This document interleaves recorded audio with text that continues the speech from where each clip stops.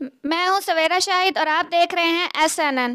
खबर शामिल करते हैं पाकपतन से। मुस्लिम लीग नून के MP मियां नवीद अली ने रेस्क्यू 1112 के ऑफिस में क्लोरीन वॉक थ्रू गेट बतौर अतिया नस्ब कर दिया है।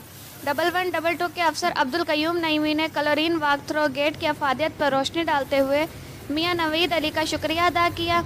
इस मौका पर साबिक chairman municipal committee Chaudhary Muzaffar Iqbal, PA ji sir. Waqar Ahmed, साबिक काउंसलर अयूब नासर और हमारे जनरल शहर के सेक्रेटरी जो प्रेस MP क्लब हैं, रजिस्टर्ड पाकपतन हसन बुखारी भी मौजूद थे। स्टाफ है, नौजवान है, उनके लिए सैनिटाइज़र गेट का जो अहतमाम किया गया, इंतज़ाम किया गया है, हम उनके दिल की अथाह गहराइयों से शुक्रगुजार हैं कि उन्होंने इस कोरोना वायरस के माहौल में जो उम्मीद की एक किरण दी है कि जो हमें एहसास तहफ़्फ़ुज़ दिया है कि हम जब ऑफिस में एंटर होते हैं तो हमें एक इंतहाई खुशी के साथ एहसास होता है कि अब हम कोरोना को लेकर अपने ऑफिस में दाखिल नहीं हो रहे, बल्कि हम ऑफिस में महफूज